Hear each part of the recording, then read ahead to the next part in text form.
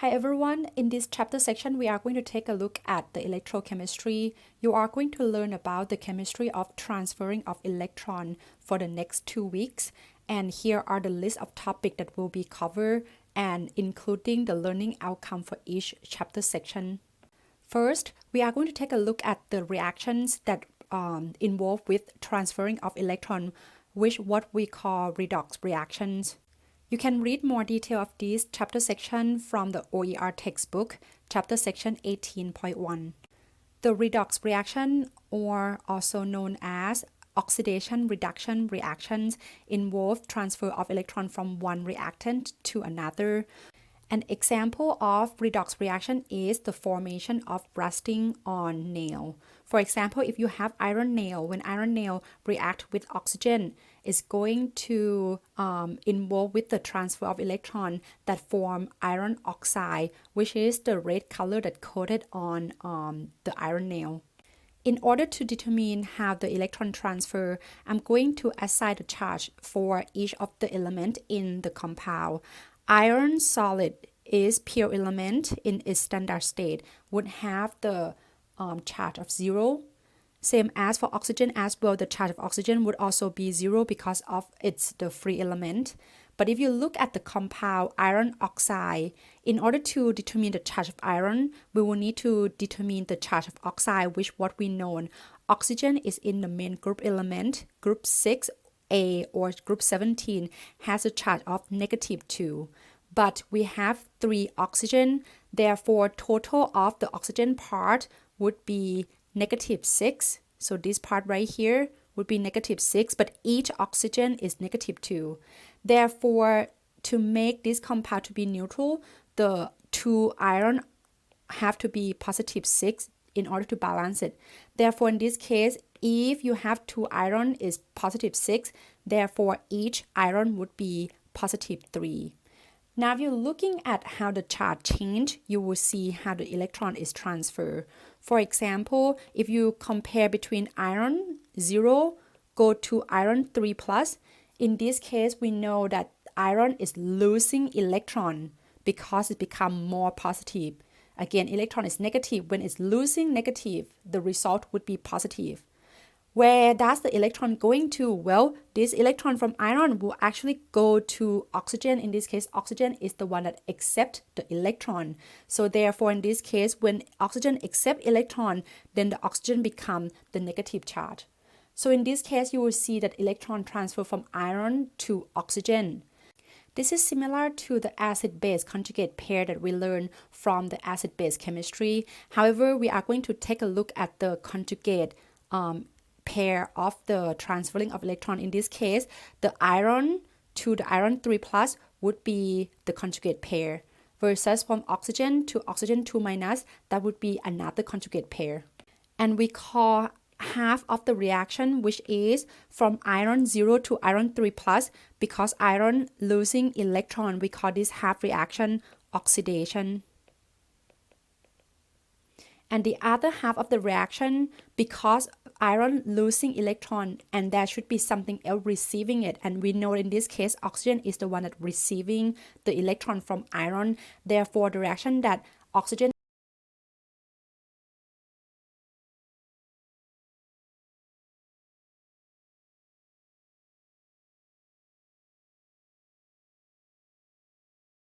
oxidation would be the iron solid.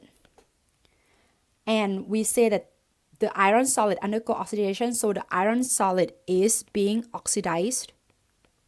Okay. Vice versa, because oxygen accepting or gaining electron, therefore the oxygen gas molecule would undergo reduction and the oxygen gas molecule would be reduced in this case. And because iron solid is causing reduction to happen on oxygen, therefore we say that the iron solid is a reducing agent. It's an agent that's causing the reduction, or what we call reductant. And because oxygen is causing oxidation to happen on iron, therefore oxygen gas is going to be the oxidizing agent, or the agent that's causing oxidation, or what we call oxidant. Please note that the reason why we call redox reaction as oxidation reduction because this type of reaction have to have both oxidation and reduction. Oxidation cannot happen without reduction. Vice versa, reduction cannot happen without oxidation. When something give off electron, something else have to receive it. Vice versa, if something want to receive electron, the electron have to come from other species. Therefore, these two have to go together. Also note that when we talk about what species undergo oxidation reduction or being oxidized or being reduced or which one is reactant or oxidant, I'm talking about only for the reactant because what we consider is in the forward direction. And here are the tips for memorizing oxidation and reduction. One, you can memorize as Leo the lion say grr. Leo stand for losing electron is oxidation. Grr stand for gaining electron is reduction. Or you can use the oilic. Oil stand for oxidation is losing electron. Ric stand for reduction is gaining electron. Either one of these should be fine. Just choose to memorize one. These two will help you determine oxidation and reduction. And here are the real-world example of redox reaction, which can be found in the reaction of the battery, or even in cellular respiration or photosynthesis. All of these are involved with transferring of electron or the redox reaction. Later on in this chapter, you are going to learn more about the battery.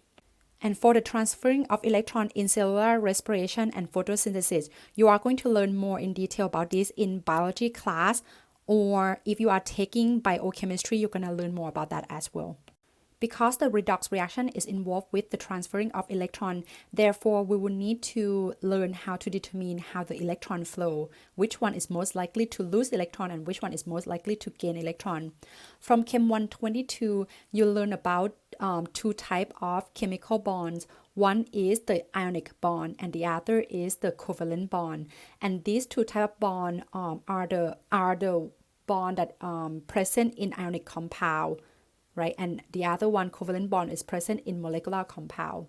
The type of ionic compound is when the electron is transferred completely from one species to another, right? So you are going to end up with the separate ions, which is the cation and anion. For the covalent bonds, the electrons are sharing. They can share equally, what we call non-polar bond or pure covalent bond. But if one has a higher electronegativity value that can withdraw the electron more than the other species going to withdraw electron toward itself, causing the bond to become polar covalent bond. Polar means a two separate charge, right? So you are going to end up with the partial negative charge and partial positive charge. Again, the difference between the polar covalent and ionic compound is that polar covalent, the electrons are still sharing, but they are sharing unequally. But ionic compound, the electron is already completely transferred. This is going to be a full anion charge, and this is going to be full cation charge, not partial charge. Therefore, in this case, we know for sure in order to find out how the electron flow or how it's transferred, it's going to be easy if we look at the ionic compound because the charge of that would tell you exactly how the electron flow, right? For example, if the element become positive, we know that that element is losing electron. And if the other element is negative, then we know that the other element is the one that is receiving electron. So it's easy to determine the flow of electron for ionic compound, but it's not so easy for molecular compound. So this is when we will need to define another term. And the term that helps us to determine the direction of electron flow is oxidation number. Oxidation number will be used to determine the electron flow. And this oxidation number is the hypothetical charge because the oxidation number can be used for both ionic compound and molecular compound that doesn't have the actual charge. So again, oxidation number would be the same as charge when we talk about ionic compound. But the oxidation number is just a hypothetical charge if we talk about the molecular compound, because the molecular compound, the electron doesn't completely transfer. It's only share. Whether it's shared equally or unequally, but it's still share electron. It doesn't have a complete charge. So we are going to use the oxidation number to keep track of the electrons before and after the reaction and how it's transferred. And we are going to look at the rule of how to assign the oxidation number based off the electronegativity value. Okay, so before I actually talk about the rules, I want you to actually understand this first. This is the chart of that represent the electronegativity value that measure the tendency of electron that attract a bonding pair of electron. For example, a higher value would represent the more ability to withdraw electron. The lower value would represent the lower ability to attract electron. For example, if you compare between cesium and fluorine, you will see that fluorine has a higher electronegativity value than cesium. Therefore, in this case, cesium is going to be most likely to lose electron and fluorine would be most likely to gain electron because it has higher ability to withdraw electron. Therefore, the rule that we are going to take a look at for the next page is going to be based off this. It's going to be based off the relative value of their electronegativity value. If one has higher, it will the electron would most likely to transfer to that species compared to the lower electronegativity value element. Now, I separate the rules into 3 different sections for your easiest understanding. In your OER textbook, you will see that all of these are combined in just one rule. But I don't want you to just memorize. I want you to actually understand. So let's start with the free element. Free element mean that it just by itself, that is not sharing with anything else. For example, if you have such as iron that we see earlier, so iron is not sharing electron with anything. So this what is considered to be free element. It's just one type of element by itself. So the charge or the oxidation number for this would equal to 0 because there is no electron transfer. It doesn't have any charge. It's neutral. Now, when we look at ionic compound composed of metal and non-metal such as cesium that we just look at and fluoride. So this is considered to be ionic compound because it contains metal and non-metal, or it's contain cation versus anion. In this case, we know that the charge of the of each of these ions will tell you about the oxidation number. For example, if you compare between cesium and fluoride, we know that cesium is in group 1 or group 1A. The charge of cesium would be +1. Therefore, the oxidation number would be +1. And because fluoride is on group 7A or group 17, the fluoride would have the charge of -1. So in this case, we can use the charge of these two to ask the oxidation number right away. So again, it's easy when it's come with the ionic compound. The part that is get complicated is when you have to deal with the molecular compound. Again, because molecular compound is composed of the covalent bond that come from sharing electron. For example, if you have HCl, or actually let's do HF, so hydrofluoric acid. Okay, we know that if you consider this compound hydrofluoric acid, this compound is a molecular compound because it's composed of non-metal and non-metal. Okay, so that's what the definition of molecular compound is. And the difference in electronegativity value is not, they are sharing electron unequally. So in this case, if you look up the electronegativity value between hydrogen and fluorine, you will see that the fluorine has higher ability to withdraw electron because fluorine has the highest En value. In this case, fluorine would be the one that is going to withdraw electron from hydrogen. Therefore, in this case, fluorine would be -1 and hydrogen would be +1. Okay, so because we are based everything off the electronegativity value, therefore some of these would have hierarchy that follow this list of order. For example, if you have the molecular compound that contain fluorine, you will first need to assign the fluorine. The fluorine will always be -1 because the fluorine has the highest electronegativity value that is always want to accept that one electron to meet the octet rule, right? To have the electron configuration as the noble gas, so it's always going to receive that one negative because of that. Now, if your compound composed of oxygen without fluorine, then you are going to assign the oxygen first because the oxygen has a second highest electronegativity value, and the oxidation number of oxygen would be -2, except when you see the compound that contain oxygen that come with fluorine, then you will need to assign the fluorine first before you can deduce to get the oxidation number of oxygen. Or for those in peroxide, the peroxide ions are, for example, when you see like O2 2 minus, for example, in this case, you will see that the oxidation number of oxygen is equal to -1, not -2. So these are the two exceptions for that. Next, when you see the molecular compound that contain hydrogen, right? So you go with the order now, right? So after you assign fluorine, after you assign oxygen, then you can assign hydrogen next. Hydrogen is usually -1. You probably note that oxygen, hydrogen are usually, but it's not always. But the only thing that always -1 is fluorine. Okay, so note the keyword for this. Usually -1, but if hydrogen is bonded with metal, the hydrogen would be -1. The reason for that is because when hydrogen is bonded with non-metal, hydrogen most likely to give off electron to non-metal. But when hydrogen is paired with the metal, hydrogen has higher electronegativity value than most of the metal. Therefore, in this case, hydrogen would be the one that accepts electron from metal. Therefore, we are going to assign the oxidation number negative in this case. Okay. For group 7A, whenever that you see group 7A, for example, except fluorine, okay, because we already assigned fluorine. For example, chlorine, bromine, iodine, for example, these elements are usually -1, except when these elements pair with fluorine or oxygen, because you will need to assign those first before you can deduce to get group 7 oxidation number.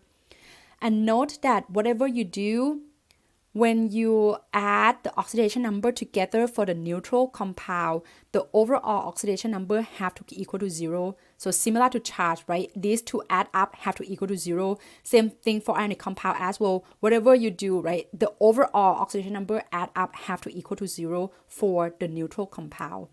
But whenever that you have to deal with the polyatomic ions, when you do the summation of the all the elements in the polyatomic ions, the overall oxidation number have to come out equal to the charge of the polyatomic ions. Now, with that being said, let's take a look at example 1, for example. So, so that way you can see a clearly picture of this. So I'm going to walk you through by using these 3 rules. Okay, I'm going to apply those 3 rules in example 1. So let's take a look at A. You see chromium doesn't contain anything else. So chromium would consider to be free element. In this case, its oxidation number would be 0 because the charge of chromium by itself would be 0. Now let's take a look at B.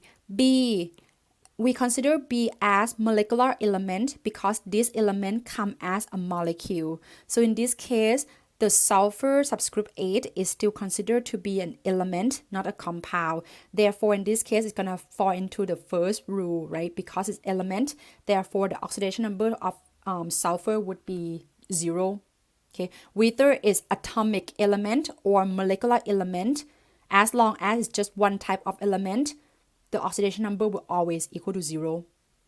Okay, next, let's take a look at chromium 3+.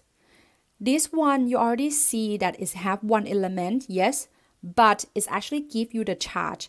In this case, you would just need to specify the oxidation number of this element with the charge equal to its charge. So the oxidation number of this would be +3. Note that the way that we write the charge and the oxidation number is a little bit different. The charge, you write the number first, followed by the sign. Oxidation number, you write the sign first, followed by the number. Okay, so which means that in this case, if you compare this with a negative ions, that's what is going to combine to become ionic compound, right? Because ionic compound contain cation and anion, so this is going to be part of the ionic compound, right? Which is the cation part. Now, if you look at D, D is considered to be ionic compound because D contain metal and non-metal, so this is ionic compound. For the ionic compound, all you need to do is to look at, right, which species you are able to determine the charge exactly. So in this case, both of them are the main group's element, so it doesn't matter. You can assign either strontium or bromine first, right? It's going to give you the same identical answer in this case.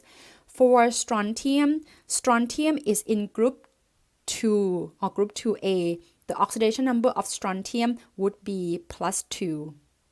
And because bromine is in group 7A or group 17 as the main group element, the oxidation number of bromine would be -1. Note that when I talk about oxidation number, I talk about one atom at a time. I'm not talking about 2 atoms of bromine. I'm talking about 1 atom of bromine at a time. So when you assign the oxidation number, please consider to be per 1 atom. You will always need to consider to be per 1 atom. In this case, you will know that the oxidation number, whatever that form strontium bromide, you will see that the strontium is the one that is going to give off electron to bromine, right? Next, let's take a look at sodium nitrate. Sodium nitrate is considered to be ionic compound because it contains sodium metal, and the nitrate would be non-metal, so this is ionic compound. And we know that sodium is in group 1. Therefore, the oxidation number of sodium would be +1. Nitrate, I'm gonna write this whole thing right here. Nitrate is NO3 minus, is one of the polyatomic ions that you need to memorize. Therefore, in this case, we need to make sure that oxidation number, the summation of it, is equal to -1, right? Now, if you want to find out each one of these, by break into each of the element, nitrogen and oxygen, so nitrogen and oxygen, we need to look at one element at a time, and the summation of these two oxidation number have to come out equal to -1. Okay, so that's what we are going to do, which is going to fall into this part right here, right? So if you have polyatomic ions, the summation of the oxidation number in the polyatomic ion have to equal to its charge, right? So that's what this fall into. And how do I know this is molecular compound? Well, because nitrate contain non-metal and non-metal, so that's why this is the molecular compound polyatomic ions. Okay, but when the polyatomic ion combine with sodium, the overall sodium nitrate is the ionic compound. Okay, so now let's take a look at how do we assign this. Which one should we assign first between nitrogen and oxygen? According to this rule, we know that oxygen has higher electronegativity value than nitrogen. Therefore, we're going to assign the oxygen first. We're going to give oxygen to be -2. Okay, so in this case, I'm going to give oxygen to be -2. If oxygen is -2, if you think about this, -2, there are 3 of them. So total would be -6, right? So this would be total. Again, but the oxidation number that we report, it would be per just 1 oxygen, but this is total per 3 oxygen, okay? Therefore, in this case, to make the overall equal to -1, the nitrogen have to have the oxidation number equal to +5, because +5 minus or add to -6 or -6, you are going to end up with -1. So in conclusion, for sodium nitrate, the oxidation number of sodium would be +1. The oxidation number for nitrogen would be +5. And the oxidation number for oxygen would be -2. And because this is neutral molecule, if you add off this oxidation number together, you're also going to get 0 as well, because if you add -6 +5 +1, you are going to also get 0 as well, because the summation of oxidation number of all atoms in neutral compound have to equal to 0, right? So either way is going to give you the same thing, right? So either you're going to break down into that, or if you just break down into each of the element in ionic compound, it should give you the same answer. So again, make sure that when you answer me on the exam, when I talk about oxidation number for each element, don't give me the total. Do not give me the total. Give me only per 1 atom, right? So 1 atom of nitrogen, 1 atom of sodium, 1 atom of nitrogen, and 1 atom of oxygen. But when you calculate for the charge, you will need to make sure that you include all of those, so that way you have the overall charge equal to 0 in this case. Okay, so let me show you the next example, which is ammonium bromide. Even though ammonium bromide contain all nonmetal, but this is one of the exception of the ionic compound because composed of polyatomic cation and the anion. Therefore, this is the ionic compound. But if you break it down into each of these ions, you're gonna get ammonium ions, okay, and you're gonna get the bromide ion. Okay, similar to the example E, right? So the charge of sodium is +1, therefore the oxidation number of sodium would be +1, right? Oops, I actually write the charge of sodium incorrectly, so you need to do the number first before the charge. So let me rewrite that for a second here. So it would be sodium, right? So it would be 1 minus if you want to write the charge. And again, the charge and oxidation number different by how you write it, right? So this represents the charge number followed by psi, but for oxidation number is the psi followed by number. All right, let's take a look at ammonium and bromide, an example here. So ammonium and bromide, the easiest one would be bromide because bromide has -1 charge. Therefore, in this case, the oxidation number for bromide would be -1. Okay, and for ammonium ions, the summation of these or of the oxidation number have to come out equal to +1 because the charge of this polyatomic ion is +1. So the summation when you add all of this together have to equal to +1. Okay, now let's take a look at each of these, right? So it's composed of nitrogen and hydrogen. Okay, so which one we are going to assign first? According to the rule, we will need to assign fluorine first, followed by oxygen, followed by hydrogen, and then everything else will be last. Therefore, you see that this case doesn't have fluorine, doesn't have oxygen, but it have nitrogen. It have hydrogen. So I'm going to assign the hydrogen first. So hydrogen, when it's combined with nonmetal, in this case is nitrogen, the oxidation number of hydrogen would be +1 because hydrogen would most likely give off electron to higher electronegativity element, nitrogen. And because hydrogen is +1, but we have 4 hydrogen total, so therefore the total oxidation number for this would be +4. And because we want the summation to be +1, so we need to find a number that add to the +4 that equal to +1. And that is going to be -3. So in this case, the oxidation number of nitrogen would be -3. And oxidation number for hydrogen would be +1.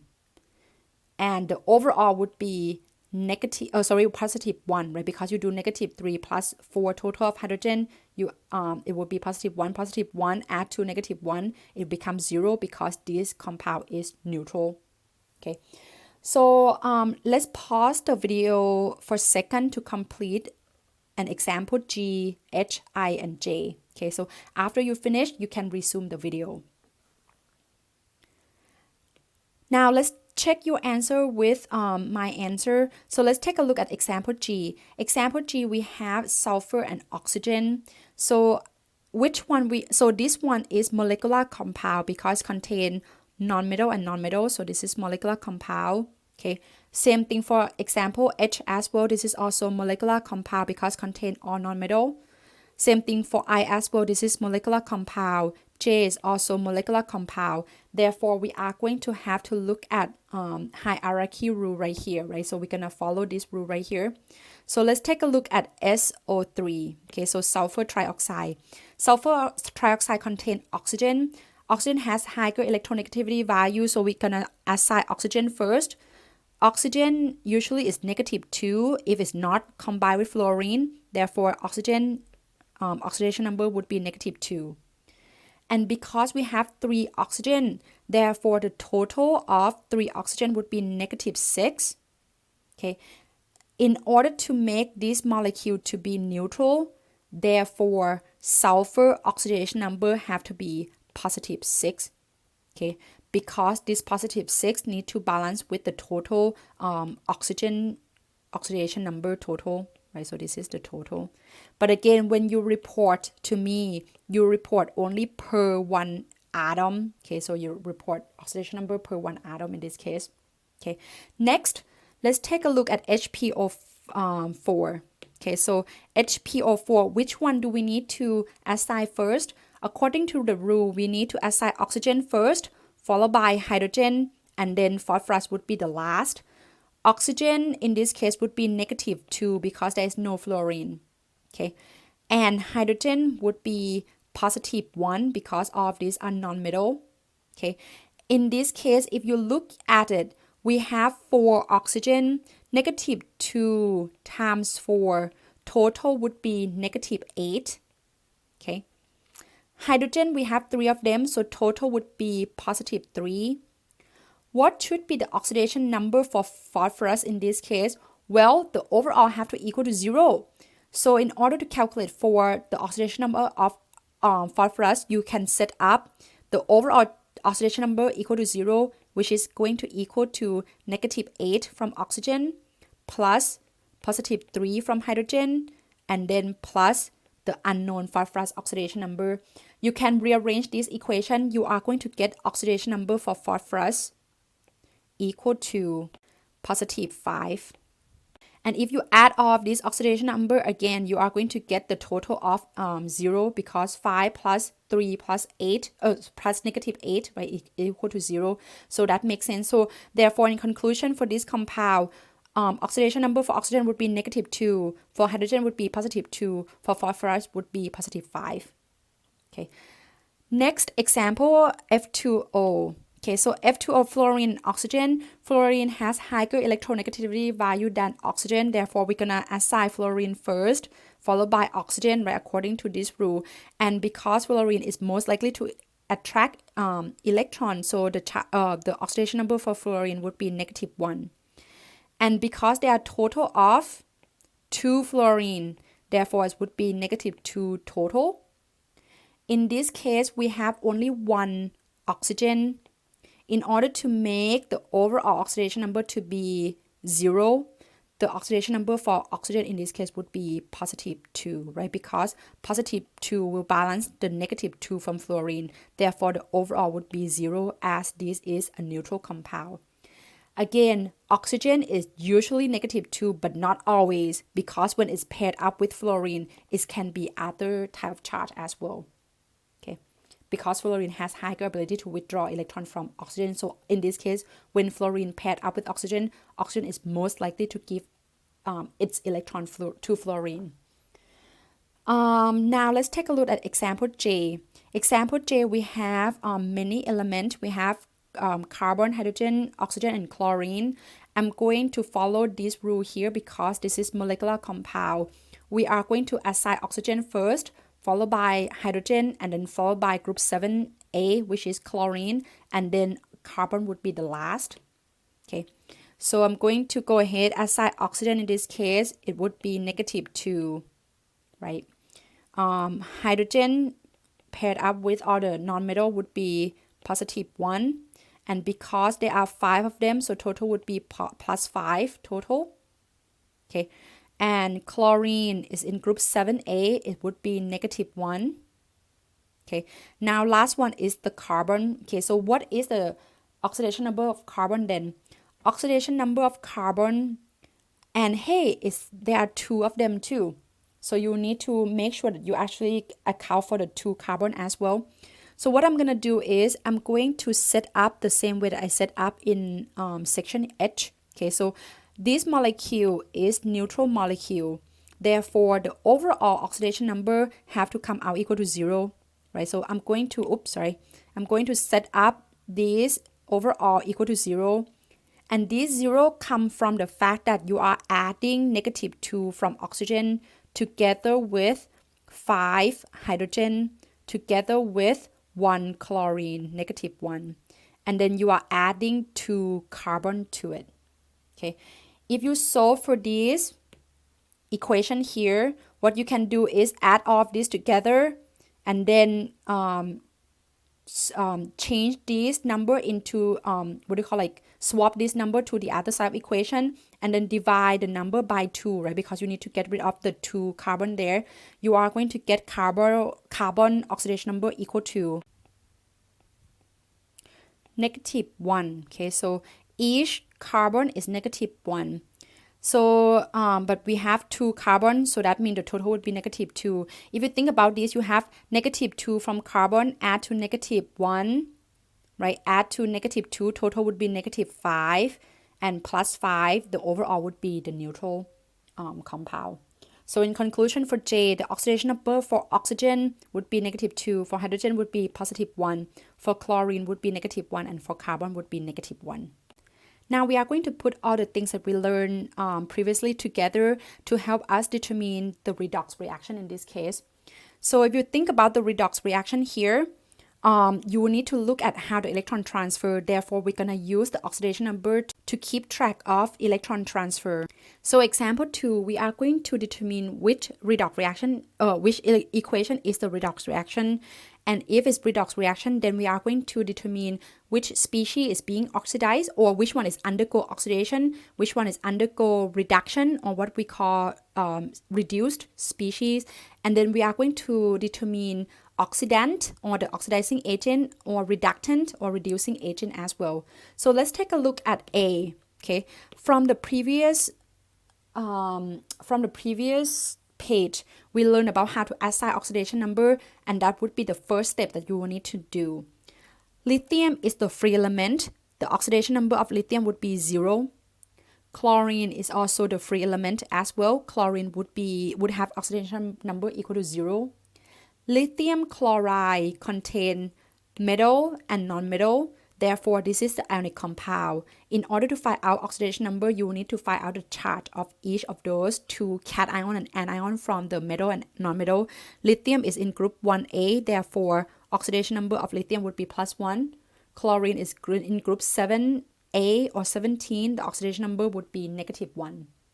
Now, if you look at this, the next thing that you need to do is you will need to determine the pair of the transferring of electron. You will see that lithium become lithium plus, so that would be 1 pair. And another pair is when you have chlorine that become chlorine 1 minus, so that would be another pair. If you look at this, you will see that lithium 0 become lithium plus. Lithium is losing electron, so lithium is undergo oxidation. Okay, versus chlorine, which is a species that accept electron because its oxidation number is increasing, is referred that is actually accepting electron. In this case, chlorine would undergo reduction.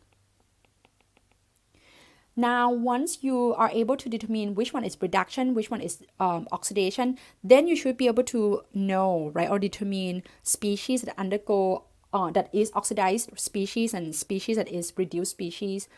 Because lithium is undergo oxidation, so we say that lithium is the oxidized, is being oxidized. Okay, and because lithium is causing reduction on the chlorine, therefore lithium is also called the reductant or the reducing agent. Okay, same meaning. Okay, now same thing for, you do the same thing for chlorine as well. In this case, chlorine gas would be the one that is undergo reduction, or what we call chlorine is being reduced. Okay, and because chlorine causing oxidation to happen on lithium, therefore chlorine is going to be the oxidant, right, or what we call oxidizing agent. Okay, so because this reaction, you will see that the charge change, right? There is the transferring of electron. So example A would be an example of redox reaction. Whatever chemical equation that you don't see any electron transfer, that type of equation would not consider to be redox reaction. I would like you to pause the video now and go ahead, determine oxidation number for each of these species, and then determine whether it's oxidation or reduction, right? Whether it's a redox reaction or not. If the oxidation number doesn't change at all, then it's not a redox reaction. But if the oxidation number change, then it's going to be a redox reaction. I would like you to do all of these and then list out the same thing that I list out as an example A. Okay, let's pause the video now and complete this and resume again when you finish. The oxidation numbers for B, aluminum free element would be 0, tin 2 plus would be plus 2 for oxidation number, and aluminum 3 plus would be plus 3, and tin free element would be 0. So again, this reaction that you see is represent the net ionic equations that we learned earlier. That's why it's involved only the ions that participate in the reaction in here. The anion that did not show, those are the spectator ions that if you want to react aluminum with tin ions, you can use either tin nitrate or any anion that would be able to pair up with the tin. But in this case, again, it's just represent the net ionic equations here. So if you look at aluminum become aluminum 3 plus. Aluminum lose 3 electrons in this case. Each aluminum lose 3 electrons. Therefore, aluminum is undergo oxidation. Okay, so this would be the conjugate pair. And because tin receiving the electron, because going from 2 positive to 0, tin is undergo reduction. Okay, so in this case, aluminum is being oxidized, and aluminum cause reduction on tin 2 plus. Therefore, aluminum is the reductant or the reducing agent. Okay, and on the other hand, because tin 2 plus, again, we are looking at only the reactant part because we consider how the reactant would transfer electrons, right? So we consider only the reactant here. So reactant tin 2 plus is undergo reduction, therefore tin 2 plus is being reduced. And the tin 2 plus is the oxidant or oxidizing agent because it's causing oxidation on aluminum. Okay. Now let's take a look at C. C, what you recognize is that there is a tip here. One is one way to determine a redox reaction for part C is that you will need to determine the oxidation number for all elements in the compound, right? So you can find out oxidation number for lead, for nitrogen, for oxygen, and so on. For example, that's one way to do it. Or another way to do this is that whenever that you see polyatomic ions on the reactant side, first you will need to look for the same polyatomic ions on the product side. If you see both of them appear on each side of the equation, then you don't have to actually find out oxidation number for each of those. The reason for that is because we know that these going to stay the same, identical. Therefore, the oxidation number would not change for these, right, for the nitrate in this case, because nitrate reactant side is the same as nitrate on the product side. So I'm going to show you both way. Okay, so the first way is we are going to take a look at lead nitrate. Okay, so we know that nitrate is -1 ions. Therefore, I'm going to take a look at these as a whole. Okay, so I'm going to look at these as a whole. So in this case, I'm going to assign nitrate equal to -1 oxidation number as a whole polyatomic ions. And because we have 2 nitrate, therefore in this case, lead would be +2, right? So that way, +2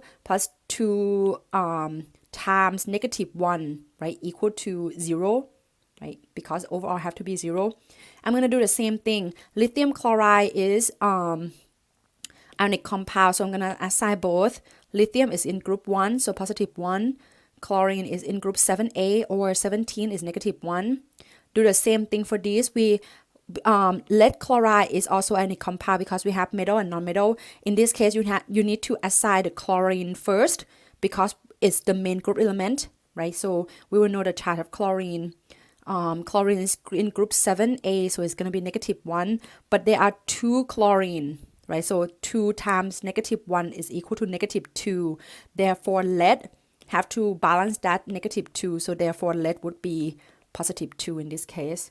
Okay, do the same thing for lithium and nitrate as well. Lithium would be +1, nitrate, this whole thing would be -1. And if you look at this reaction, you will see that the oxidation number doesn't change at all, right? Because lead 2 plus still become lead 2 plus, it still stay as lead 2 plus. Nitrate still stay as lead nitrate. Stay as nitrate. Lithium ion 1 plus still stay as 1 plus. Chloride -1 still stay as chloride -1 on both sides of equation. Therefore, in this case, C is not it's not a redox reaction. Okay, so C would not be, it's not a redox reaction. Okay, therefore you don't have to find out which one is transfer electron because there is no electron transfer. Okay, second way that you can do this is find out the oxidation number for each element that I mentioned earlier. Okay, you can do the same thing, right? So because we know that according to the previous one I already did, right? So lead going to still be 2 plus. And because nitrate is -1 overall, therefore you will see that you need to assign oxygen first and then followed by nitrogen. And we already did this previously, so you will see that oxygen would be -2, but we have 3 of them, so total would be -6. Right, to have nitrate, to have the charge of -1, therefore nitrogen would be +5, right? So it would be +5 for nitrogen. So again, so +2 would be lead, nitrogen would be +5, and oxygen would be -2. And if you're not sure, right, you can do this, right? So -2 multiplied by 3 is -6, okay? And add to +5, total would be -1, exactly what we want, okay? And lead would be +2. And think about this, -1, but overall there are 2 of them, so the total for nitrate would be -2. -2 then will balance the +2 of the lead. Okay, do the same thing, right? So I'm going to compare the oxidation number for all elements in this case. So you're gonna get the same thing for lithium, right? -1 for chlorine.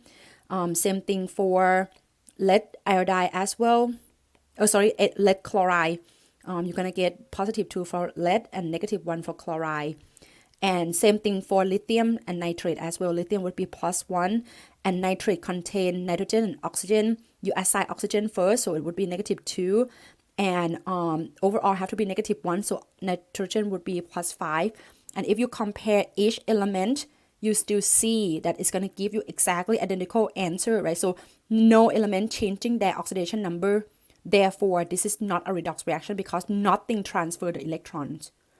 Okay, again, the tip for this is that whenever that you see the polyatomic ions, look for, if you see the same polyatomic ion on the other side, then you can leave as it is. You don't need to break it down to each element because that polyatomic ion would still going to have the same oxidation number. Okay, so now let's take a look at D. Okay, so D, oh, hey, I recognize the carbonate polyatomic ions. Can I use the same method that we look at C? Okay, so let's take a look at it. This one I can't because we have only carbonate on just the product side. Carbonate doesn't appear on the reactant side. Therefore, this is an example of you need to separate out each element for their oxidation number. Okay, but if you see the polyatomic appear on both sides of equation, then you can leave it as it is, as the charge of the polyatomic ion. It should not have any problem.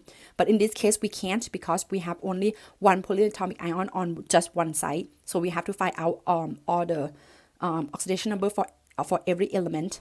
Okay, calcium carbonate. Calcium would be +2. Oxygen would be -2. Carbon dioxide, you need to assign oxygen first, so oxygen would be -2. There are 2 of them, therefore carbon would be +4. Okay, calcium carbonate, calcium would be +2, carbonate, okay, the charge of carbonate is -2. Therefore, in order to make it -2, oxygen and carbon that you have, right? So you have 3 oxygen, you need to assign oxygen first. Oxygen need to be -2. There are 3 of them, so total would be -6. -6 plus what? Equal to -2. The answer is +4. Right? Because if you 4 plus 2 times 3, total would be -2. So in this case, we know that the oxidation number of the calcium would be +2, of the carbon would be +4, and of the oxygen would be -2. Okay. Next, we are going to take a look at which element that actually changed the oxidation number or not, right? So let's take a look at calcium. Calcium is 2 plus. Oh, calcium here is also 2 plus. So calcium is not the one that changing oxidation number. Okay.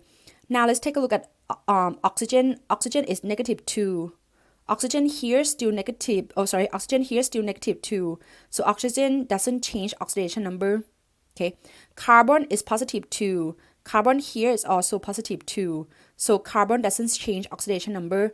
Therefore, nothing change oxidation number. Therefore, this is also not a redox reaction. Now let's take a look at example E. Example E, we have several compounds. There is no polyatomic ions. Therefore, in this case, you will need to determine the oxidation number for each element in the compound. So let's take a look at the first one, C3H8. C3H8, what you will need to do is you will need to determine hydrogen first, followed by carbon. Okay, so hydrogen is +1. Okay, so there are 8 of them, so that would be total of +8. And therefore, in this case, the total oxidation number for carbon have to be -8 total, right? But there are 3 carbon. Therefore, you need to divide this -8 by 3 because whatever that is multiplied by 3 have to get to -8.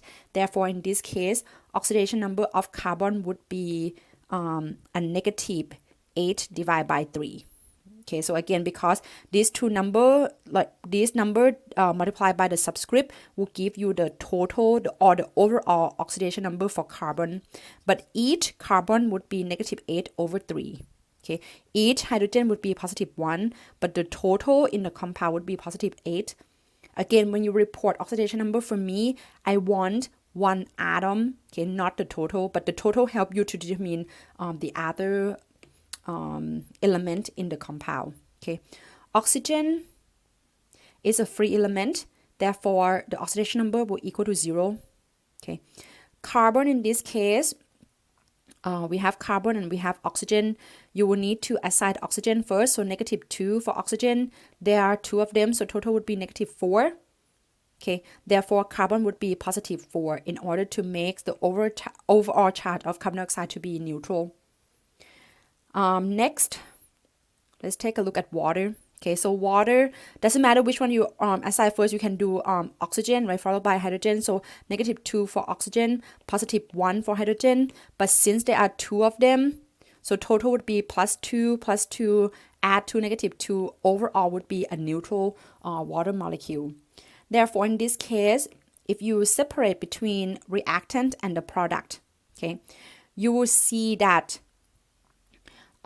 the carbon going from negative, right? So what I would like to look at is hydrogen is +1. The hydrogen on the product side also +1. So hydrogen is not the one that's changing oxidation number, but the species that's changing the oxidation number would be carbon, because carbon going from carbon negative, right, to carbon positive, right? So these would consider to be oxidation half reaction. Okay, because carbon is losing electrons, okay? And because oxygen going from 0 to oxygen 2-, therefore oxygen will undergo reduction.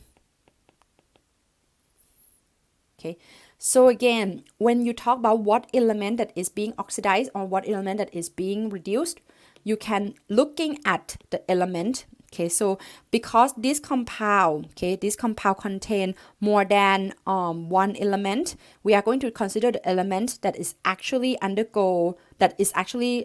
losing or gaining oxidation number. So in this case, I can say that the carbon on the reactant side is being oxidized, right? So carbon on the reactant side is being oxidized. But when we talk about the reductant, right, you will need to look at the whole thing, because without this species, oxygen will not receive any electron. Therefore, the C3H8 or the propane molecule is the one that causing reduction on oxygen. Therefore, C3H8 molecule would consider to be the reductant. Okay.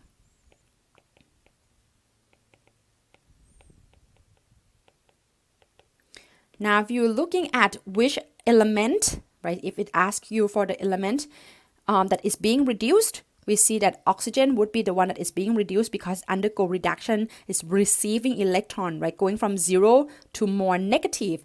Therefore, in this case, oxygen element is being reduced. Okay, but without the oxygen molecule, the propane molecule would not be able to give electron to anything. Therefore, oxygen is causing propane to give off electron. Therefore, oxygen molecule O2 is the oxidant or oxidizing agent.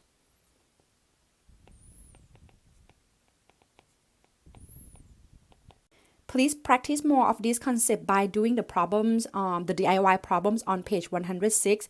The solution for this will be posted on Moodle.